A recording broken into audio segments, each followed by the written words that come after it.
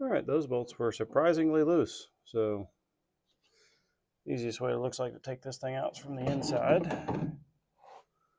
And then the best thing I've been taught over the years, the best place to put nuts and bolts for safekeeping is right back where they came from until you're ready to do something. That way you don't have that inevitable, where did they go? What did I do with them? Kind of like the keys that I should have, I don't know, left in the ignition on the car that couldn't possibly go anywhere.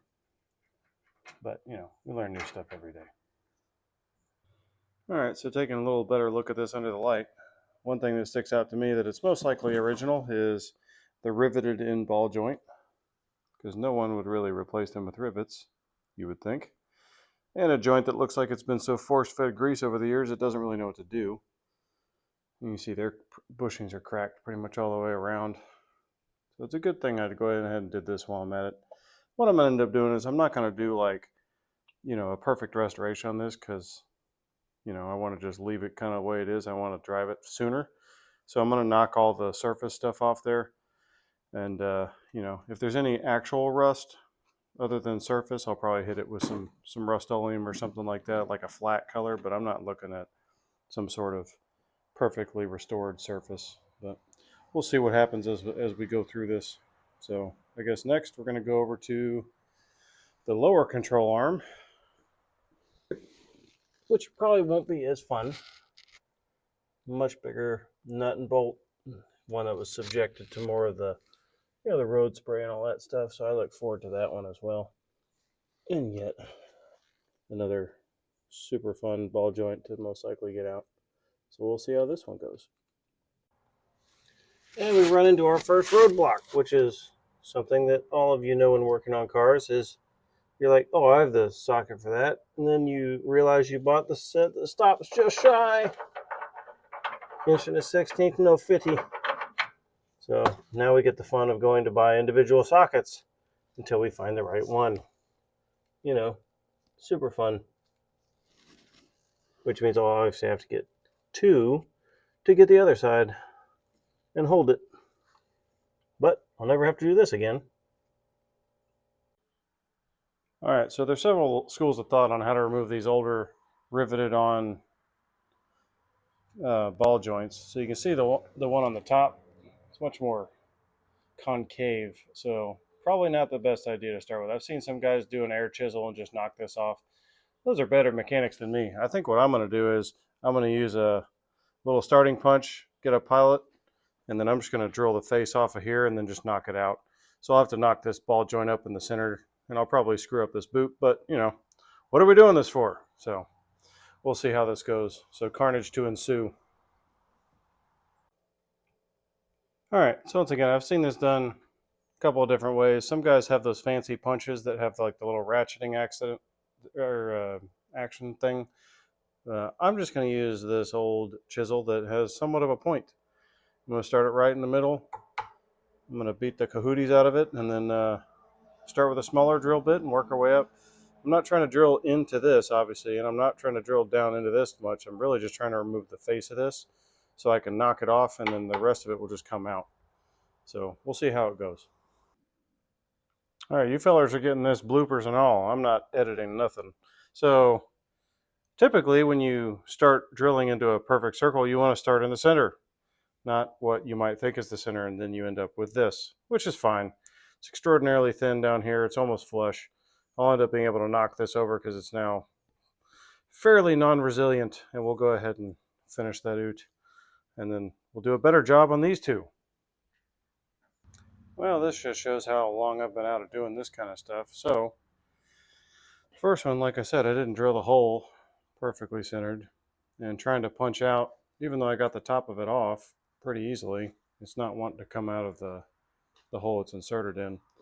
So I went to the next one, and then I did what I should have done in the first place, which is I went and grabbed the new ball joint. So I was like, hey, it's got to come with the bolts and nuts. I wonder what size.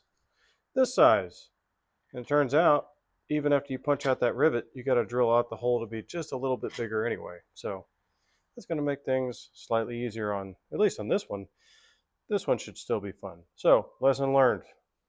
read the instructions, and if it doesn't come with instructions, at least look at the hardware and ask, I don't know, any questions before you start just drilling into stuff. Super dope. All right, so this is victory for today. So got the old ball joint out. You can see where that one I got, not too bad. That one I broke a bit off right in the middle, super awesome. You can see what it looked like from this side. So like I said, I ended up, I'm gonna find the bolt somewhere. Probably put it back in the box.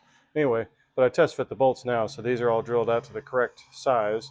So the new ball joint will pop right in there. So now I can take off these, get those swapped out, get everything clean. I'll probably just hit it with that Rust-Oleum after I scuff it up a little bit. And these will go in the nice to know you bin. I've got about 3 of those now. So, but not too bad for being super rusty. Not having done this work in several years. So hopefully it gets better as we go along. Well, color me shocked. These have been pressed in. I'm not going to do the public math here, but whatever today is minus 1965. So these things have been pressed in, and they don't want to come out. So I'm going to let them sit overnight after spraying some go-go juice on it, and we'll get back to it. All right, we let it soak overnight, and unsurprisingly, it changed absolutely nothing. Really, the only way to get this out, since this dog bone piece here is just held in by the 2 of these, not unlike a U-joint, just in a very exploded and completely different view. So what we're going to end up doing is we're just going to burn the rubber out, and then when the rubber is burnt down, then we'll knock this out completely, press this out, press that out, press the new ones in with the dog bone, and then that'll be good to go. But before I put the new ones in, I'm going to scuff this up and hit it with the old oleum of rust. And if you remember from last night, didn't have the right size socket. Both of my tool sets only stop at a 1 1/16. So I went to the old Harbor to Freight. You got a Pittsburgh set that goes up to 1 1/4. So we'll see how that goes. I used to be a huge Craftsman fan, but they make all their stuff in China now. They're not made in USA. Their return policy is not that great. And these are also made in China, but these are also like 1/5 of the price. So I'd rather spend, almost nothing to get nothing than a lot to get what used to be something. We shall see if this was a wise purchase or not. To be continued. Yeah, whenever you're taking something apart like this, just make sure you note, what's going on here. So it's got, a washer with some flat spots on the sides. And then there's a lot of junk in there. So I'm going to take the old, the wire brush, knock everything off before I take this off so I can make sure that everything goes back together the way it should. And then the next fun part will be getting this lower control arm out, which I'm really looking forward to. So this wasn't too bad. Took an impact to get it started. So obviously this is going to have to get knocked this way to come out. A lot of people will sledge on these or something to get them moving. But you can mushroom this thing out and you'll have a, bear of a time getting this back on. So what I normally do is I get a couple of threads engaged till it's almost flush. And then I'll be hammering it that way.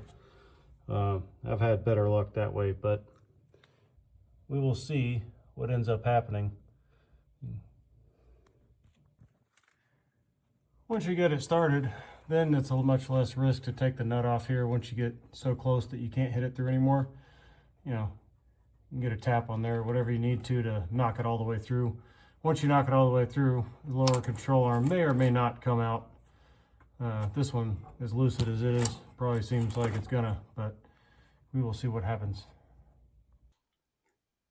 Well, now that it's out, I should be able to go along. So you can see this bolt. It's got the fancy washer on both ends. A good slot here so it stays in place for you to tighten one end and the other side stays. And then you can see this is where I was beating the behoovies out of it a couple years ago, not even taking the chance to look at underneath, realizing it was attached there. So I was literally wasting my time. But no matter. Now both control arms are out, so I can get this bump stop, replace that, knock all the surface stuff out of here. Got that bushing to replace, the sway bar, all these links here, and obviously brake lines. So a lot of work to be done, but I'm finally getting something started after a couple of years, so it feels good. So this is pretty much the easiest way to get it. You just want to burn out all the rubber, because by the time the rubber's gone, this dog bone piece will be ready to come out. No wax on, wax off, just burn some crap. And, normal safety precautions. Blow your fuel leads away. Don't breathe it in. It'll be weird. Take your time. It'll all come out.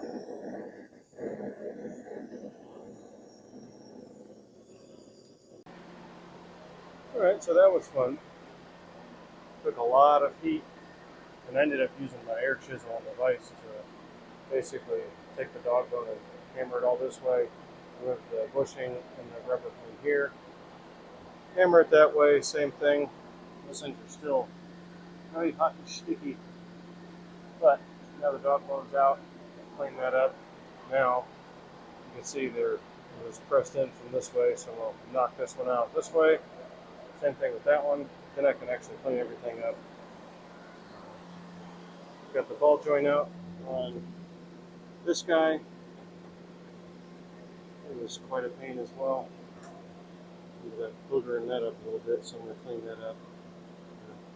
I don't really like using the air chisel because I'm not that good at it, but the hand tools just weren't cutting it. So we'll see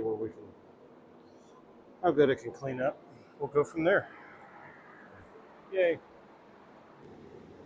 So one of the things that's usually pretty simple, so get the old ball joint press you rent from your local auto parts store.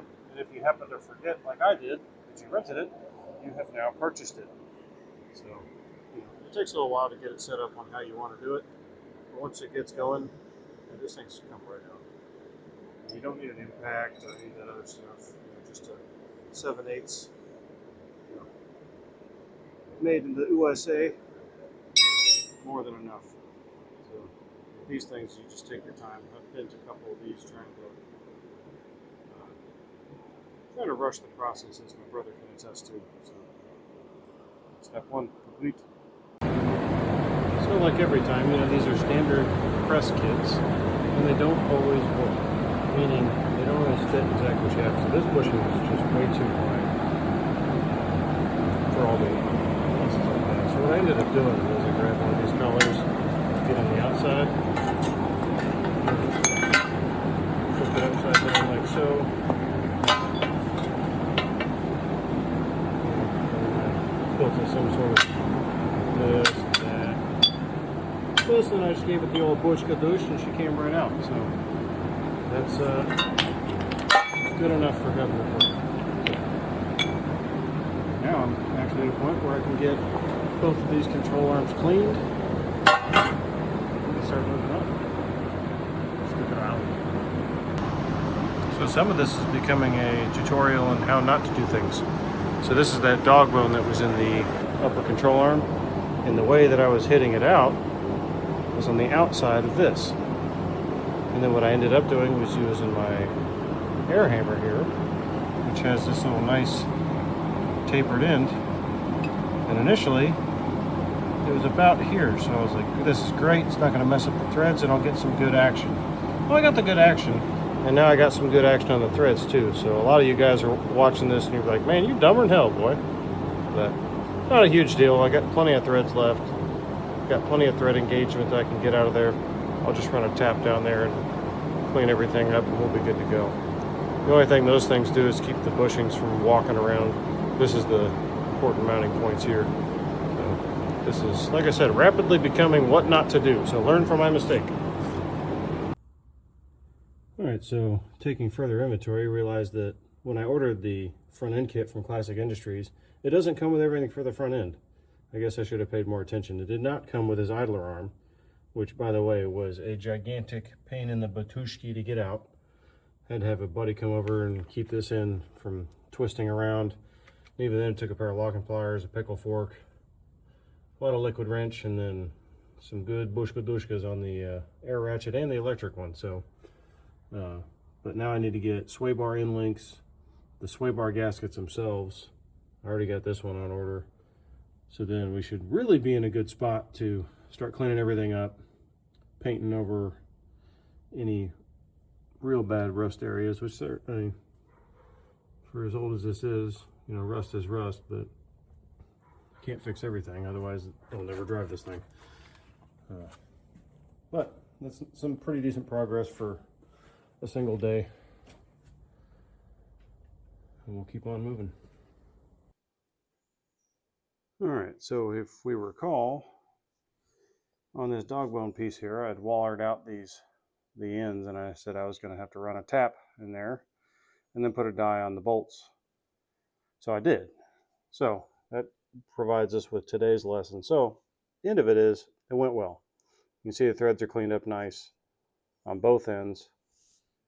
And here's what you're really looking for, especially when you run the tap, correction, the die, all the way on here, just to clean them up. This should go all the way in with no resistance. If you have to put a wrench on it to get it in, something is wrong.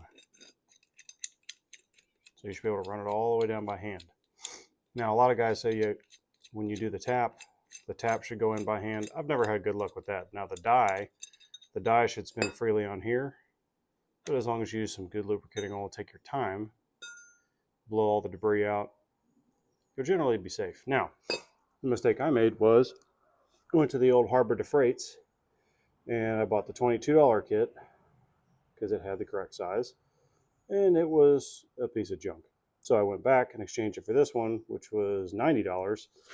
And this one's much more beefy. It has the titanium nitride, you know, for cutting all the scientific metals and such. So that one is substantially beefier. The taper started much friendlier. You can see how far down I took it. But the other kit, it was pretty much flat all the way up to here. And then as soon as I started to get a bite, it just flattened it out. So the metal that was, I think it was a low carbon steel, that one was just not great. This thing just ate it alive. So, you know, spending that extra couple dollars to get something good, that would be today's lesson. But hopefully I never have to buy one of these again. Because my biggest fear, and I've done this before, is I've gotten a tap halfway through here, got impatient, rushed it, and snapped a tap off in there. And if you snap a tap off in there, good luck getting that out, because it is, by design, harder than whatever you're trying to get. So extraordinarily difficult. So buy the right tool for the right job and take your time. But today ends in success because that's done.